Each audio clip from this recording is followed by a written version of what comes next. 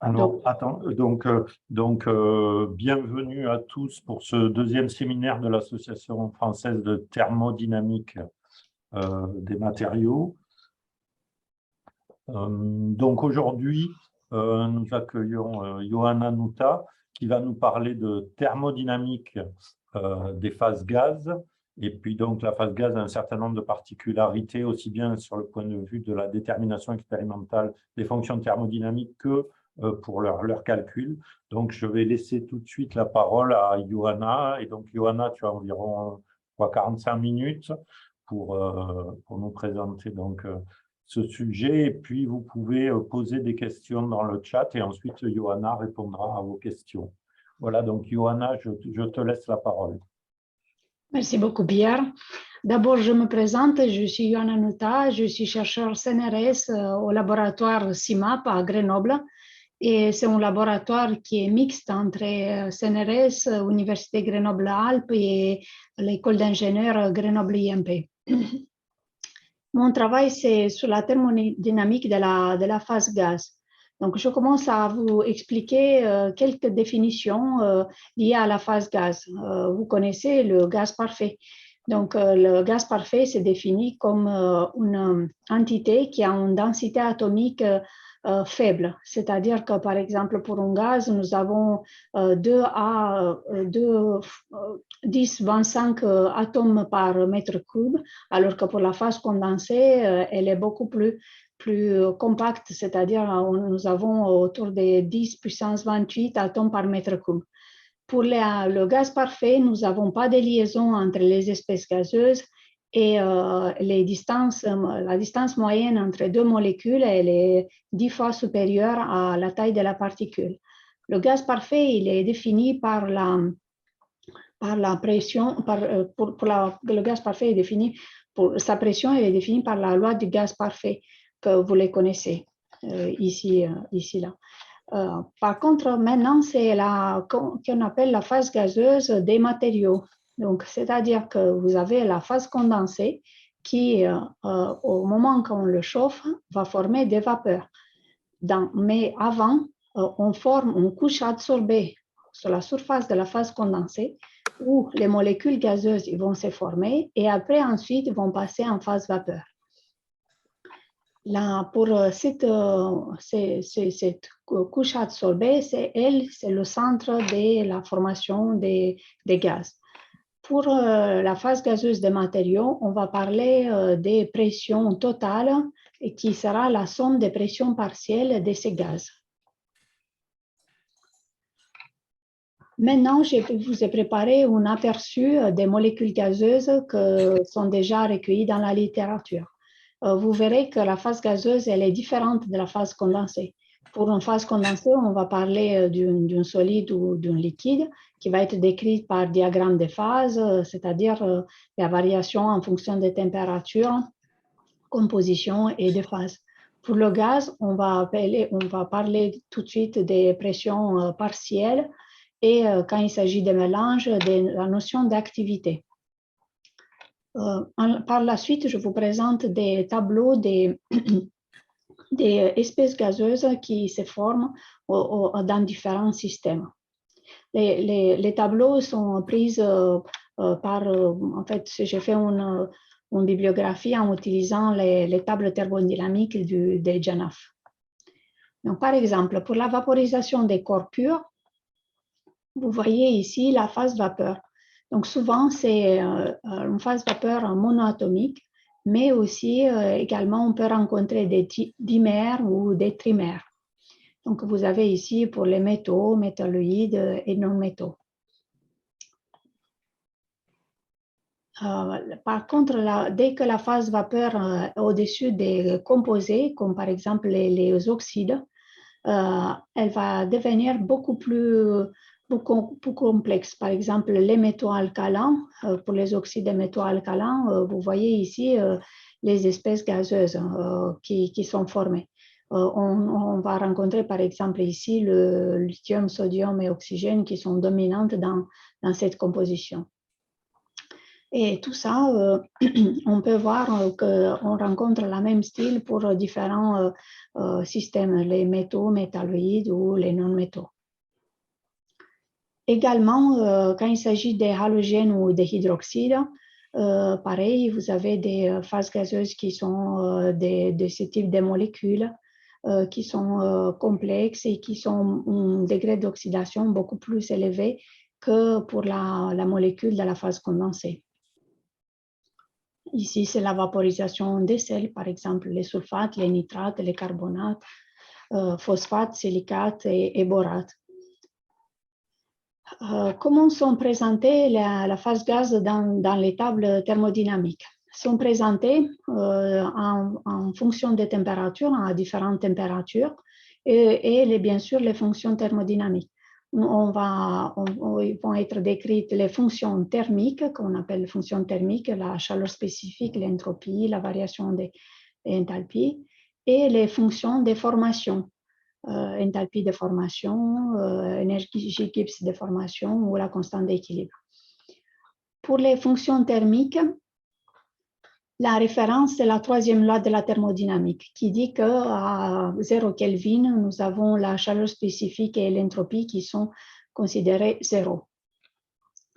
Pour les fonctions de formation, l'état de référence, c'est la réaction de formation à partir des états standards, c'est-à-dire les corps purs, la température de référence est la 298 Kelvin et la pression en bar. Comment on fait pour construire les fonctions thermiques? Pour ça, on va additionner tous les composantes de la molécule, c'est-à-dire la partie translation, rotation, vibration, composantes électroniques et anharmoniques. Pour ça, il nous faut les paramètres moléculaires de cette molécule gazeuse, c'est-à-dire la masse, sa géométrie, c'est-à-dire les distances interatomiques et les angles, et bien sûr la symétrie, ou le moment d'inertie, et les mouvements moléculaires, c'est-à-dire toutes les vibrations qui peut avoir cette molécule, et bien sûr l'état électronique, les niveaux d'énergie et la dégénérescence. Pour les construire, ici j'ai fait un tableau avec toutes les données que vous avez besoin pour la construction la description des fonctions thermiques pour ces molécules gazeuses et par type de molécules. Par exemple, pour le monoatomique, nous avons besoin de l'état d'énergie et de dégénérescence et aussi les niveaux électroniques.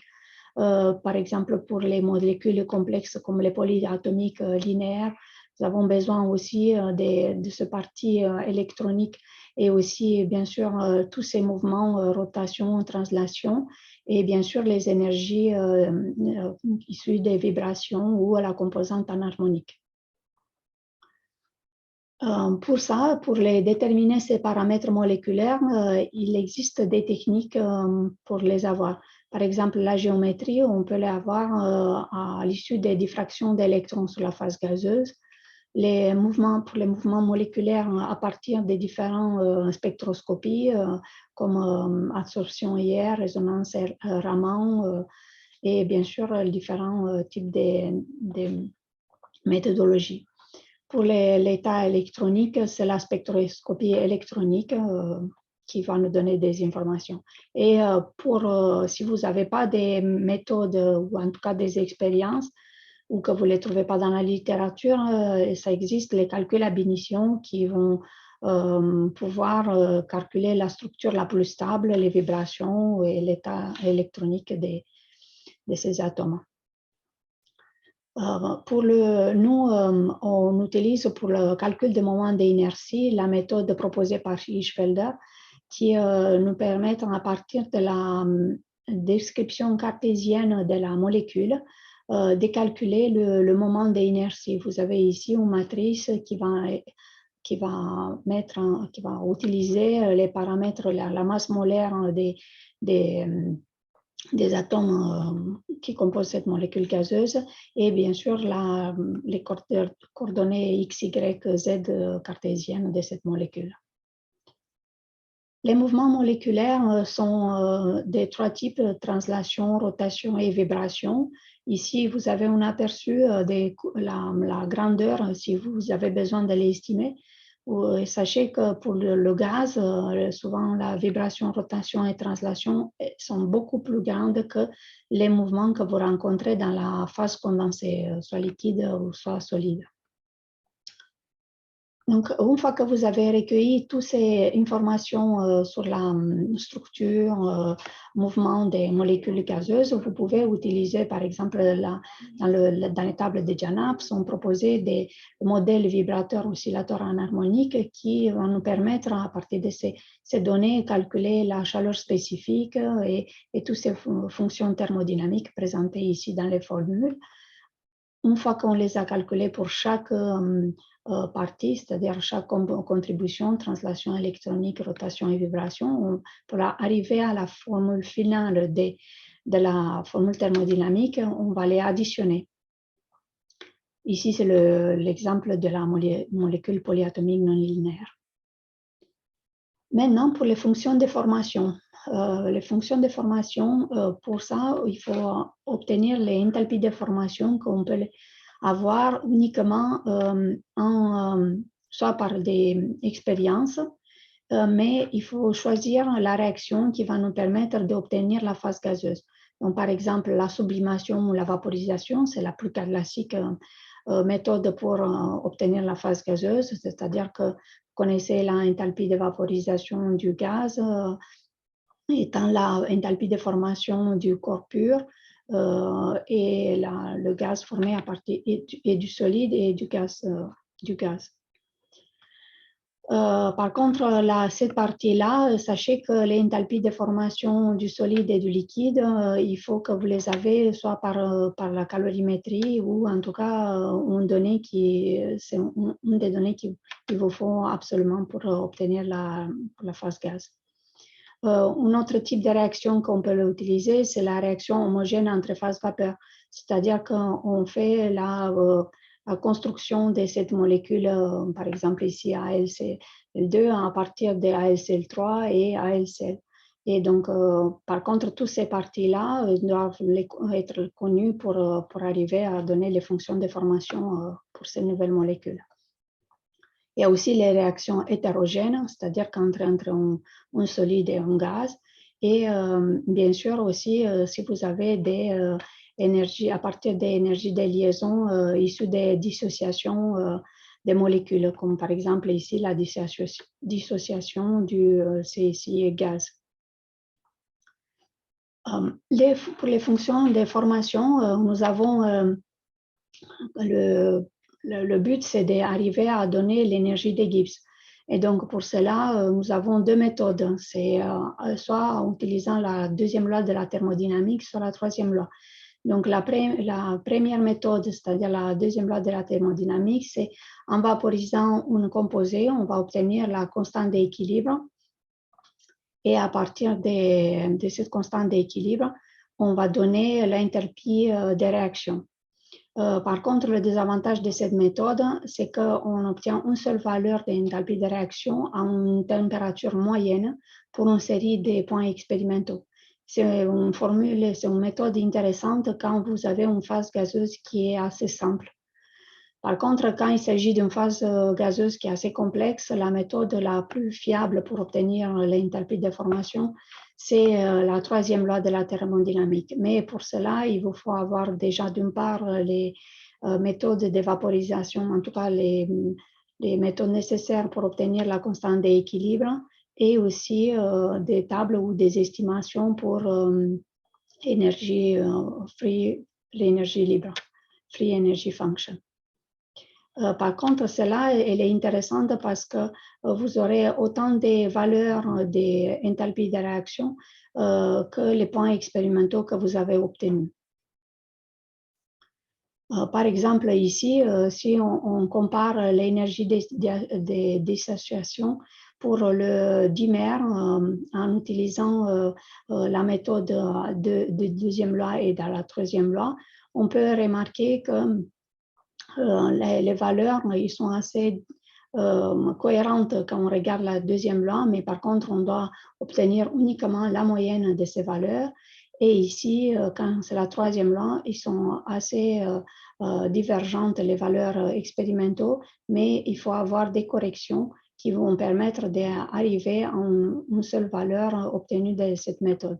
Donc, ici, j'ai comparé, je vous donne l'exemple où nous avons obtenu la deuxième loi et la troisième loi, et en différentes conditions, par exemple en différents types de creusets, et qui nous a permis de conclure la valeur à partir de toutes ces expériences, la valeur la plus fiable pour enthalpie de formation. Une autre méthode pour obtenir les fonctions de formation, c'est les méthodes soi-disant dites cycle Born-Haber. C'est-à-dire que vous avez, si vous voulez savoir, par exemple, la enthalpie de formation de cette molécule gazeuse, donc vous pouvez utiliser la sublimation et aussi la dissociation. Et donc, d'une part, vous avez les valeurs qui sont mesurées, la partie qui s'est déduite et la partie qui doit être connue par calorimétrie ou par autre méthode. Et avec cela, vous pouvez l'introduire dans un cycle qui va comparer et va donner les informations sur la enthalpie de formation pour ces nouvelles molécules. Par contre, ici, il faut faire attention que les réactions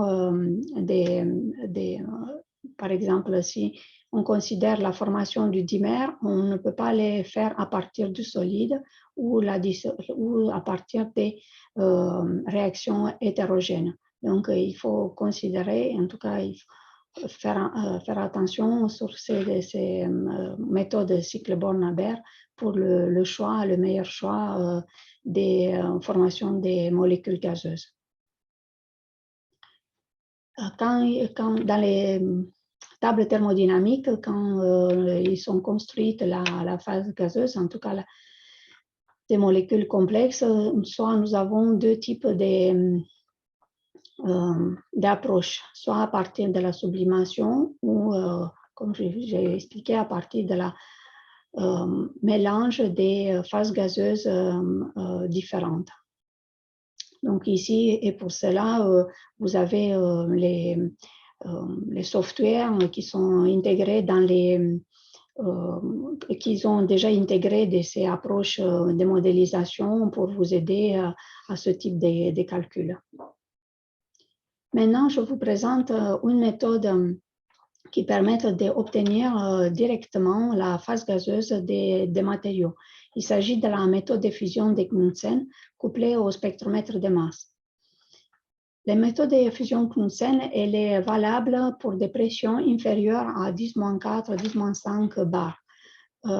Et pour cela, il faut que nous avons un rapport entre la surface évaporante et la surface d'échantillon qui est inférieur à 1000. Donc, on va obtenir la phase gazeuse d'un échantillon qui a un équilibre avec une phase condensée en prélevant une fine jet à partir de cette gaz et analyser ou laisser libre pour la vaporisation. Le flux qui sort et qui va être prélevé de cette réaction d'équilibre, ça s'appelle le flux Knudsen, qui va avoir la relation entre la quantité d'atomes prélevés dans l'unité du temps en fonction de la pression, la constante de la géométrie, une constante qui est la géométrie de l'orifice de fusion, et bien sûr les paramètres de la molécule et à sa température. Donc, vous avez ici la formule. Afin d'aller plus loin dans la description de la phase gazeuse, donc dans une cellule de fusion, si on va les coupler avec un spectromètre de masse, on va avoir des informations sur la phase gazeuse directement en temps réel pendant la vaporisation. Le principe de la spectrométrie de masse, je pense que vous le connaissez, c'est-à-dire on va bombarder ce faisceau provenant de notre cellule avec un faisceau d'électrons et ces ions qui vont être formés vont être accélérés et en fonction de leur rapport masse-charge, on va enregistrer une intensité qu'elle est liée à la formule, par la formule spectrométrique à la pression des vapeurs de ces espèces gazeuses. Vous avez ici la pression vapeur, elle est l'intensité fois la température divisée par la sensibilité de l'appareil.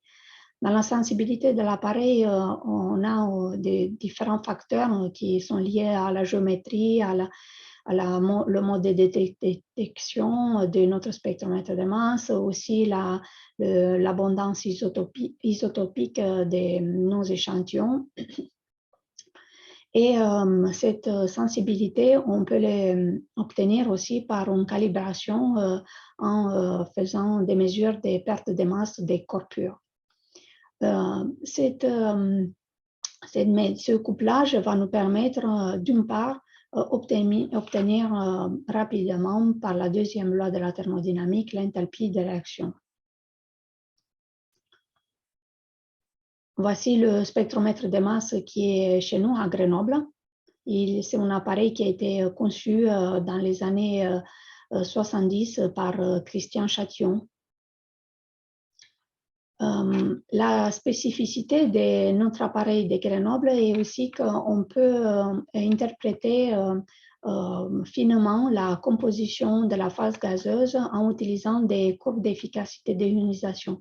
C'est-à-dire, on va varier l'intensité qu'on va donner aux électrons ionisants et en fonction de la valeur à laquelle les phases gazeuses vont apparaître, on va distinguer les ions parents ou les ions fragments. Ici, vous avez les différents modes d'ionisation qu'on pourra rencontrer dans une molécule gazeuse.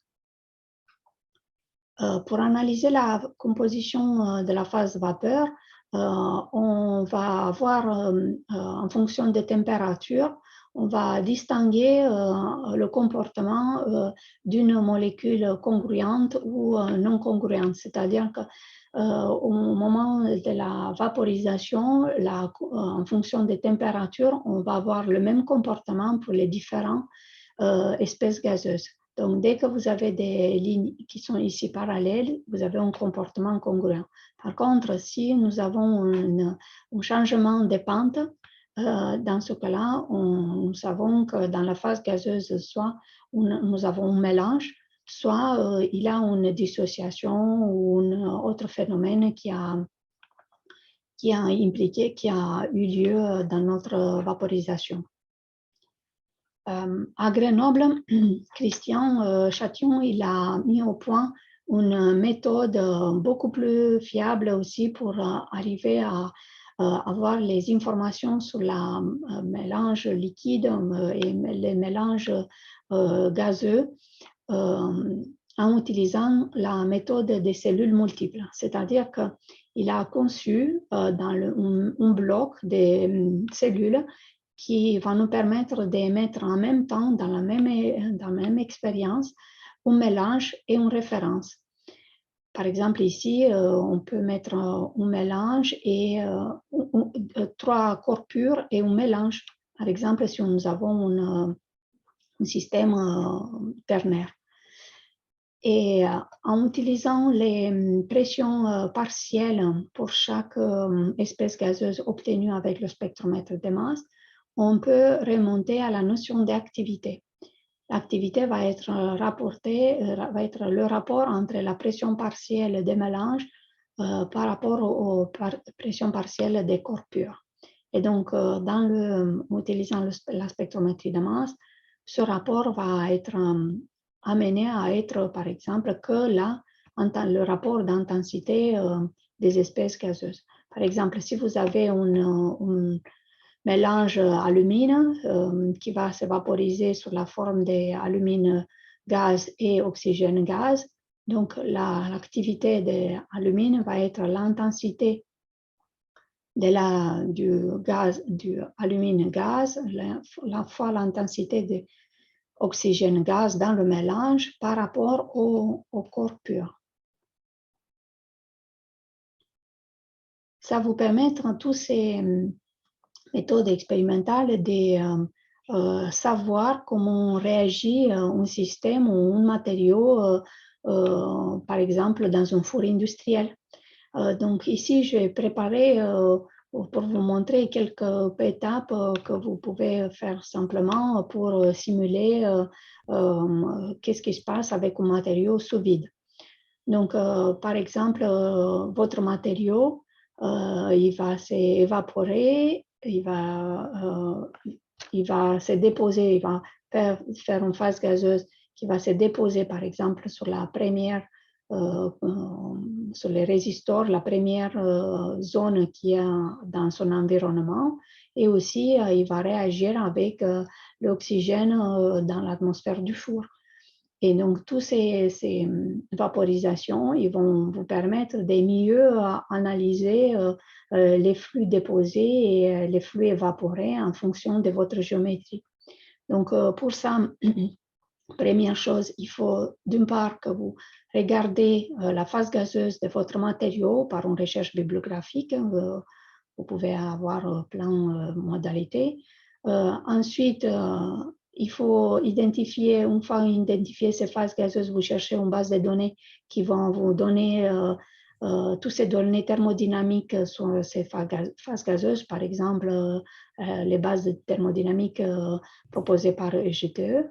Et avec des logiciels de calcul comme FactSage, Pandat ou Thermocal, vous pouvez simuler votre vaporisation dans vos fours.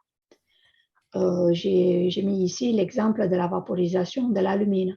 Donc, en surface, dans la couche absorbée, se fabriquent différentes molécules qui sont à l'équilibre. Donc, par exemple, l'alumine va former aluminium gaz, oxygène ou ALO gaz, et oxygène 2 gaz, ou la forme AL2O2 gaz et autres types de molécules comme ALO2.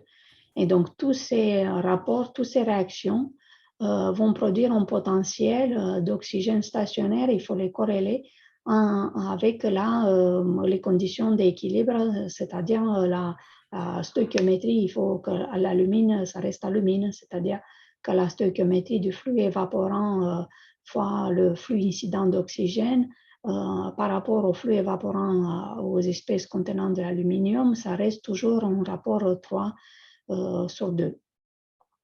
Donc, pour cela, vous avez les flux obtenus par la formule de Knudsen, donc en utilisant toutes ces molécules gazeuses.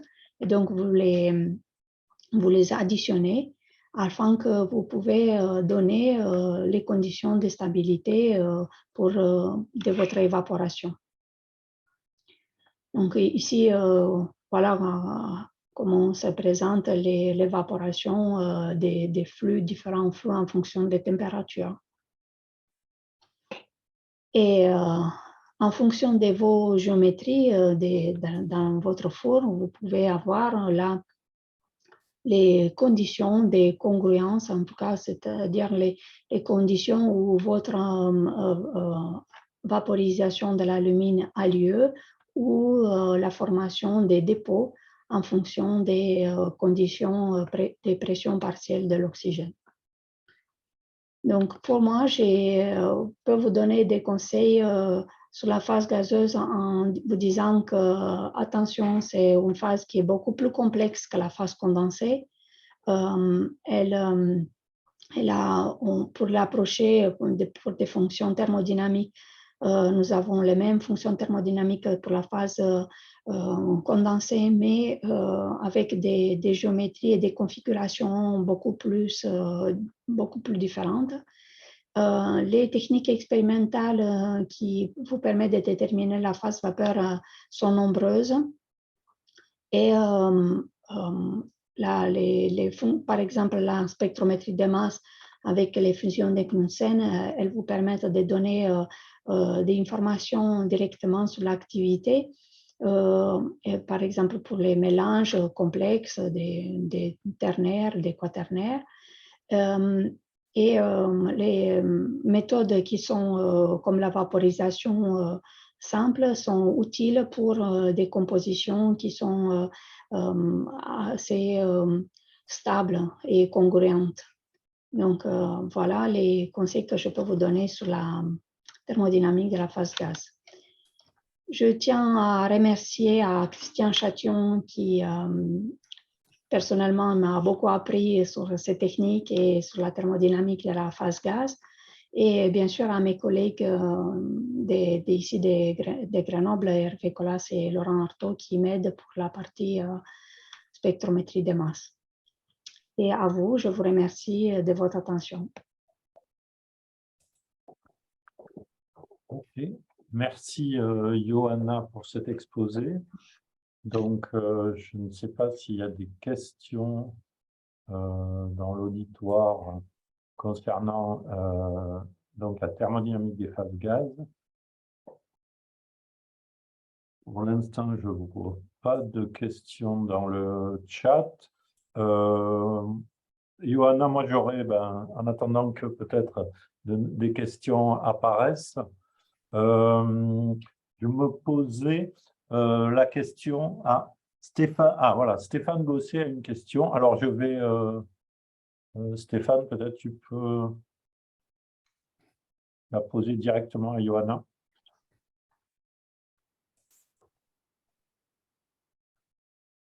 Je ne sais pas, est-ce qu'il peut prendre... Ah, les micros sont coupés, effectivement. Alors, comment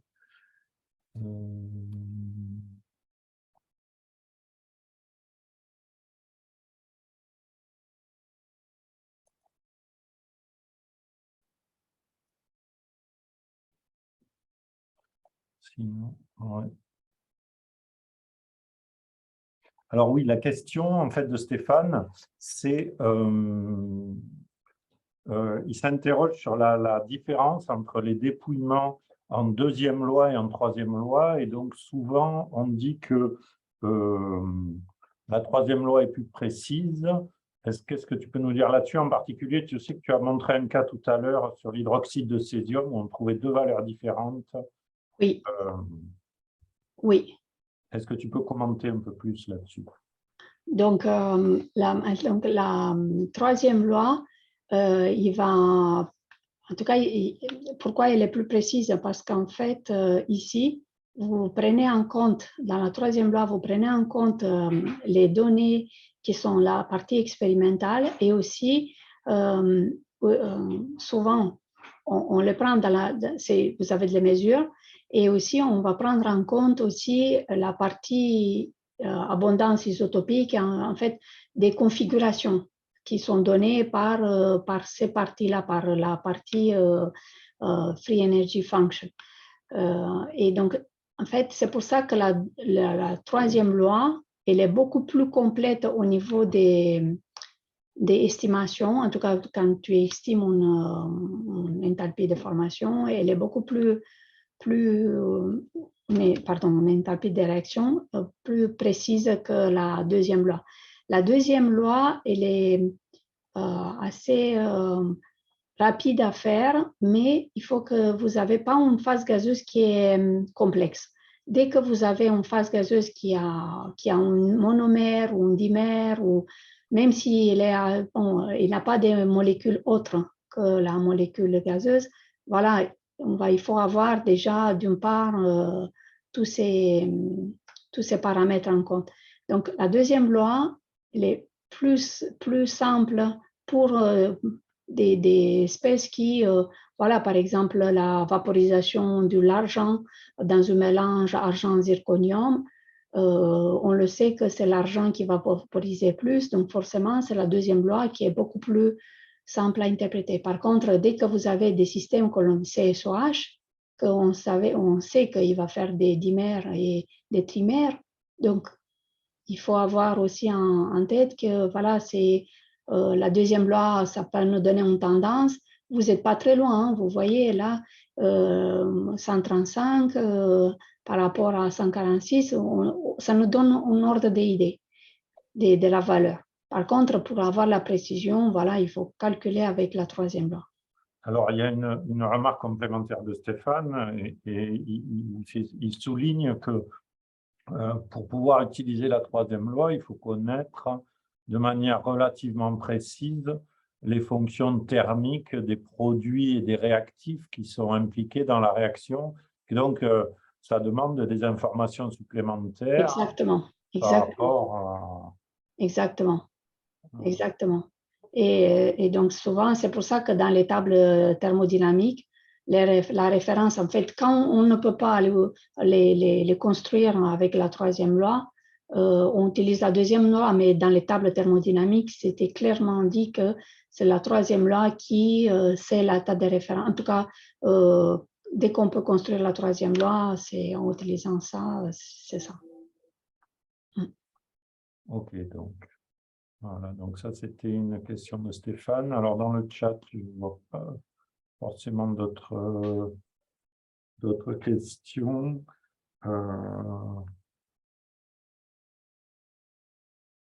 Juste dans ce cas précis de CSOH, qu'est-ce qui expliquait en fait la différence, enfin, comment vous aviez interprété à quoi était dû, parce que dans l'idéal, on devrait trouver pareil, admettons qu'on connaisse bien donc les fonctions thermiques, les CP ou les FEF de toutes les espèces, on devrait trouver le même résultat. Et là, est-ce que... Là, ici, c'est, on est, voilà, c'est, nous, la différence, on l'explique et c'est pour ça qu'on a allé plus loin pour faire la troisième loi parce que la vaporisation de ce style de composé, il y a des réactions avec, en tout cas, elle est très sensible à la manière comme tu vas vaporiser pour arriver à donner cette dissociation que vous avez ici. Donc, on a eu beaucoup des difficultés pour la manière qu'on a mesuré cette vaporisation. On a essayé plusieurs creusets et chaque fois, voilà, on a légère différence, mais ça veut dire qu'il y a une interaction. Donc, ce sont des systèmes qui, pour lesquels la vaporisation dépend en fait beaucoup de la manière comme sont vaporisés pour quantifier, pour prendre en compte absolument l'équilibre, pour arriver à avoir un équilibre. C'est assez délicat. Et donc, pour ça, il faut absolument que tu n'as pas d'interaction avec le creuset parce que ou les vaporisations parasites ou des choses comme ça. Et donc, c'est pour ça que typiquement, césium, c'est un agent qui est corrosif, voilà, qui fait des réactions en fait parasites et l'oxydation elle est stable. Donc, il n'y a pas avec l'atmosphère, mais voilà, c'est ici. Et donc, souvent, et c'est pour ça que nous, on a essayé dans différentes conditions mesurées et aussi corrélées avec des autres paramètres moléculaires de ces molécules gazeuses. Donc, c'est forcément, on utilise la troisième loi. En tout cas, toutes ces informations, il faut les corréler. Ok. Et c'est pour ça que c'est important, si vous commencez à vaporiser, il faut être très sensible aux conditions de vaporisation. Donc, pour ça que c'est pas parce qu'un matériau va vaporiser que tu vas obtenir une valeur. En tout cas, il faut toujours tester plusieurs matériaux, en tout cas pour plusieurs cellules, plusieurs conditions de vaporisation pour voir si les valeurs que tu obtiens en pression sont toujours stables, donc sont toujours reproductibles en fonction des conditions. Ok, merci pour cette réponse. D'autres questions dans le chat? Non.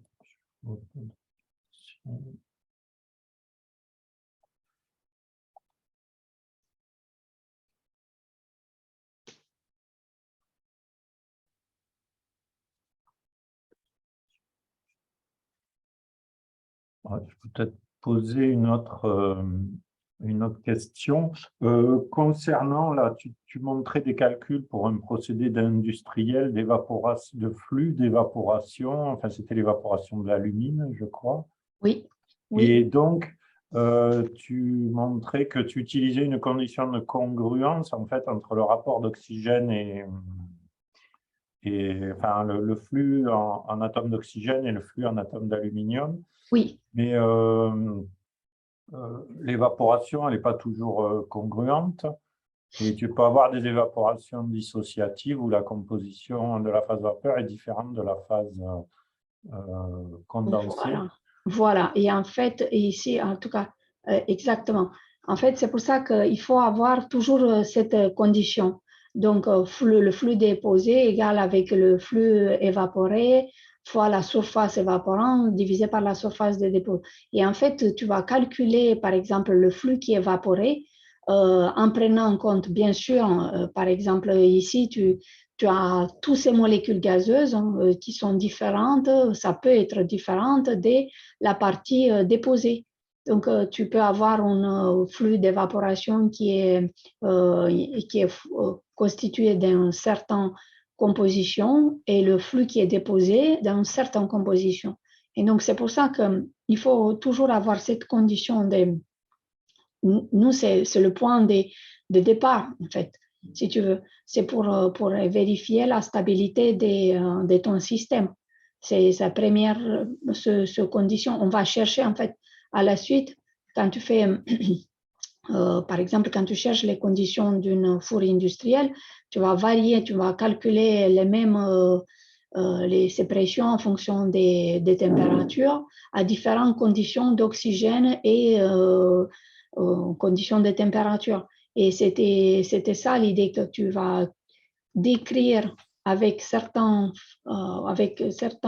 configurations du gaz un flux, tu vas les rapporter au flux que tu les retrouves en fait dans le dépôt ou en tout cas que tu simules le dépôt et tu vas imposer certaines conditions à dire voilà, ok, j'ai dans mon four, j'ai ma pression que j'attends et finalement j'ai mon rapport des gaz qui ne sont pas du tout à l'équilibre.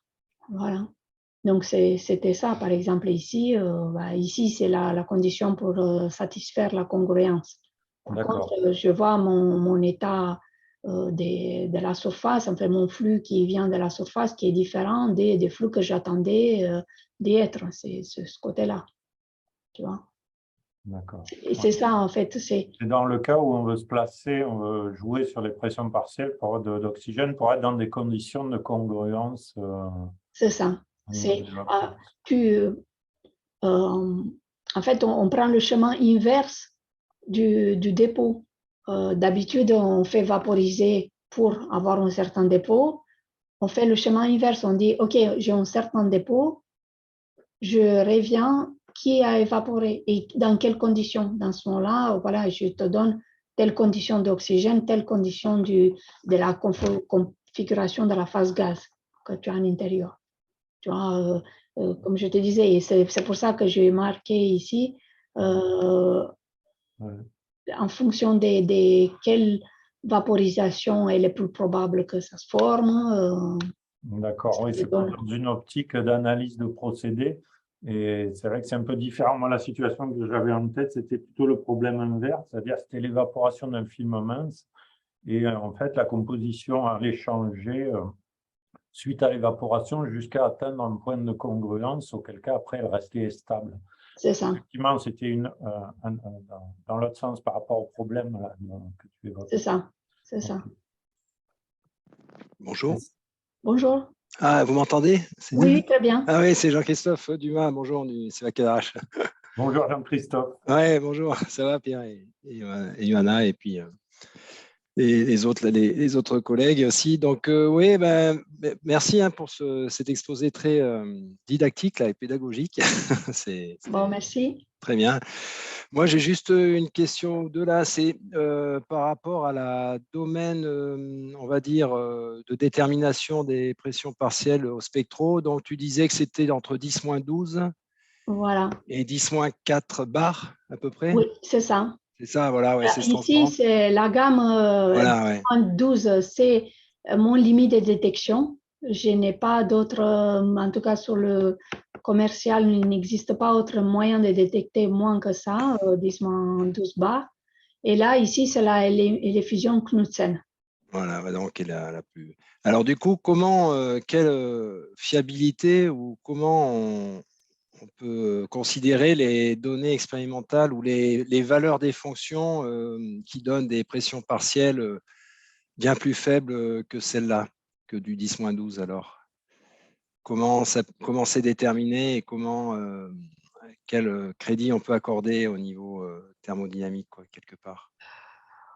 Ben, si, au- ici, c'est la difficulté en fait. Pour comparer différentes approches expérimentaux, c'est vrai que c'est une difficulté.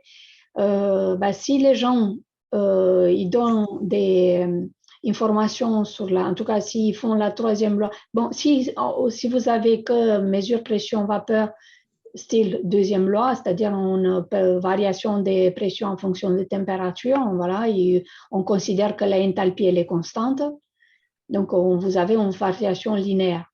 Dès que, bah, si il vous donne une interprétation par rapport à la molécule gazeuse en fonction de leurs conditions de géométrie, bah, c'est beaucoup plus précis.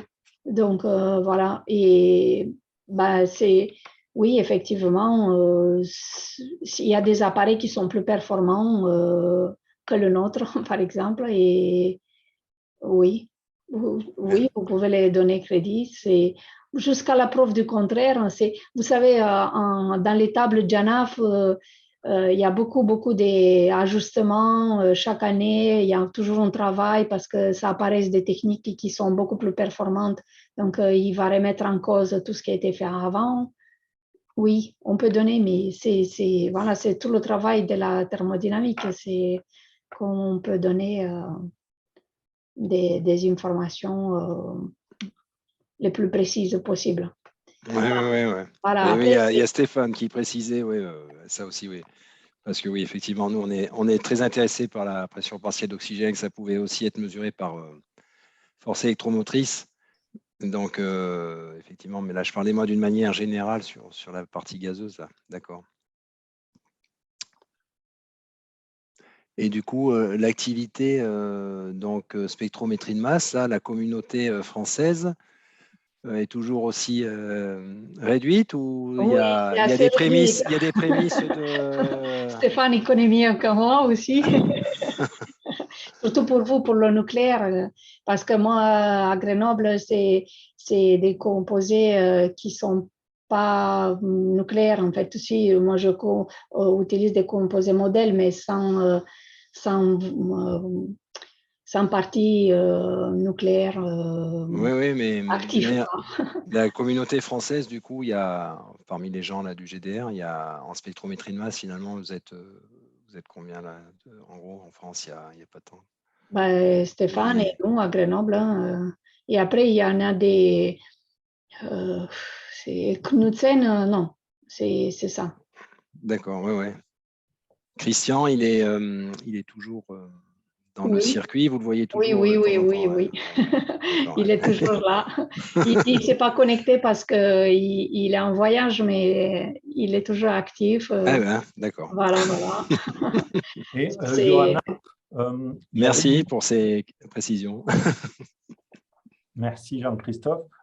Johanna, il y avait à un moment, il y avait une équipe qui devait se monter à Lyon en oui, c'est spectrométrie un masse diffusion. Est-ce que c'est un projet dont tu as eu des nouvelles il est en cours. Eux, ils sont Knudsen et cellules de fusion pour étudier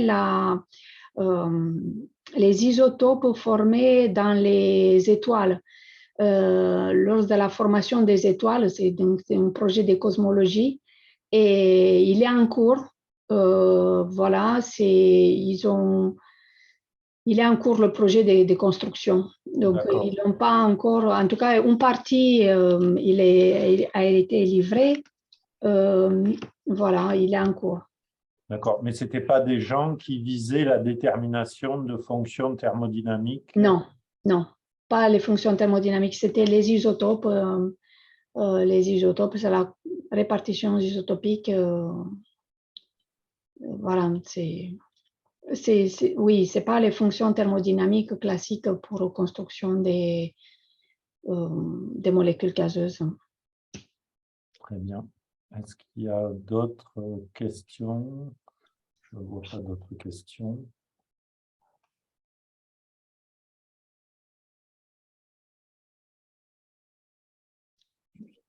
Juste une dernière. Donc, n'hésitez pas, si vous avez des questions ou des autres commentaires, n'hésitez pas, j'ai laissé mon adresse email ici. Vous regardez aussi la page web de notre laboratoire. Comme ça, vous avez un aperçu des réacteurs de fusion que nous avons à Grenoble. Et voilà, par le biais de l'association, vous nous écrivez. Très bien. Eh bien, je pense qu'on va donc on va mettre fin, on va terminer ce séminaire en remerciant encore Johanna pour sa présentation et puis tous les Merci beaucoup auditeurs aussi. qui ont assisté. Et donc, le webinaire a été enregistré, il sera mis en ligne prochainement. Merci beaucoup à tous. Merci à tous pour votre participation. Merci bien, au revoir.